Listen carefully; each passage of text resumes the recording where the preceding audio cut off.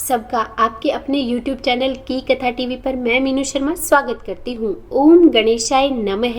जब से भाद्रपद महीना शुरू हुआ है, हम रोज भगवान श्री गणेश के बारे में एक नित्य नियम से नई कथा सुन रहे हैं और उनके बारे में जान रहे हैं। और अभी 3 दिनों से हमने भगवान गणेश के 3 अवतारों के बारे में जाना और उसी में आज हम भगवान श्री गणेश के चौथे अवतार के बारे में जानेंगे। कहा जाता है कि गणपति बप्पा का चौथा अवतार गजानन है और उन्होंने लोभासुर नाम के एक दैत्य को मारने के लिए यह अवतार लिया था। तो चलिए रसपान करते हैं गणेश जी के गजानन अवतार में अवतरित होने की कथा का। तो हो सके तो वीडियो को अंत तक देखिएगा और कथा का आनंद लीजिएगा। कहा जाता है कि एक बार कुबेर माता पार्वती और भगवान शिव से मिलने कैलाश पर्वत पर गए और वहाँ वो माँ पार्वती के रूप को देखकर हतप्रभ रह गए और उन्हें निहारने लगे। यह बात माँ पार्वती को बिल्कुल भी पसंद नहीं आई और उनके डर से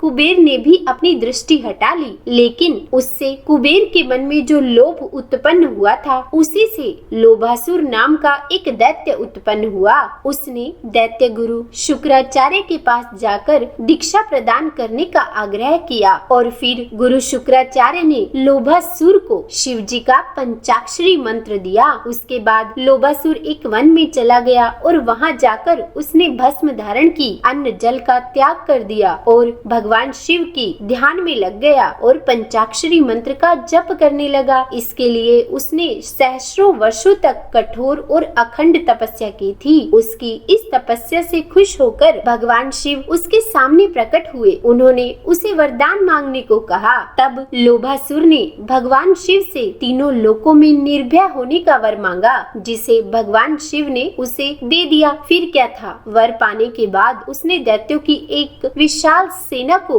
इकट्ठा किया और पृथ्वी एवं स्वर्ग पर आक्रमण कर दिया और पृथ्वी पर तो उसने आधिपत्य भी जमा लिया तथा स्वर्ग में भी लोभासुर ने इंद्र को हरा दिया और इस प्रकार लोभासुर से हार कर इंद्र अमरावती से वंचित हो गए और पृथ्वी और स्वर्ग दोनों पर ही असुरों का आधिपत्य हो गया। तब इस परेशानी से निजात पाने के लिए इंद्र भगवान विष्णु की शरण में गए और उन्होंने लोभासुर से निजात पाने की बात कही। तब भगवान विष्णु ने लोभासुर के साथ युद्ध किया, लेकिन उसे मिले वरदान के चलते श्री हरि पराजित हो गए, जिससे लोभासुर का अहंकार बढ़ गया। उसने भगवान शिव जी को कैलाश छोड़ने के लिए कहा। उसने कहा कि अगर उन्होंने कैलाश नहीं छोड़ा तो वह भगवान शिव से युद्ध करेगा। वरदान तो शिव जी ने ही दिया था और वे मजबूर थे, तो विवश होकर वे कैलाश से भगवान गणेश के पास गए। वहीं रैभ्य मुनि की सलाह पर सभी देवगणों ने भी भगवान श्री गणेश की उपासना की।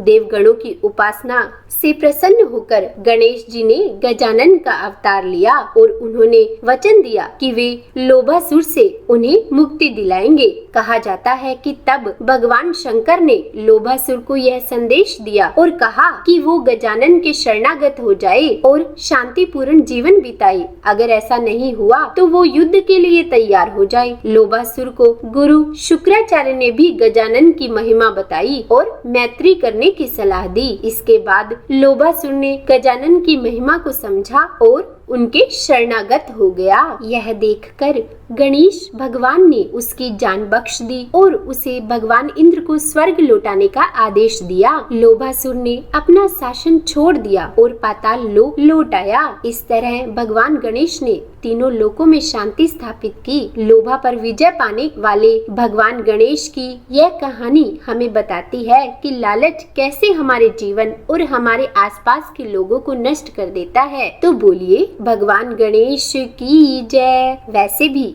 गजानन का मतलब होता है हाथी का सिर। भगवान गणेश का सिर हाथी के बछड़े के सिर से बदलकर उन्हें पुनर्जीवित किया गया। कहा जाता है कि हाथी हरे भरे जंगलों में रहते हैं, इसीलिए लोग अपने घरों में भगवान गणेश की मूर्ति रखते हैं, क्योंकि यह धन और समृद्धि का प्रतीक है। तो उम्मीद है कथा सुनने में आपको अच्छी लगी होगी। अगर वीडियो पसंद आई हो तो लाइक एंड शेयर कीजिए और अगर आप मेरे चैनल पर नए हैं तो सब्सक्राइब भी कर लीजिएगा और हाँ, बेल आइकन को प्रेस करना बिल्कुल भी मत भूलिएगा। तो बोलिए गजानन भगवान की जय।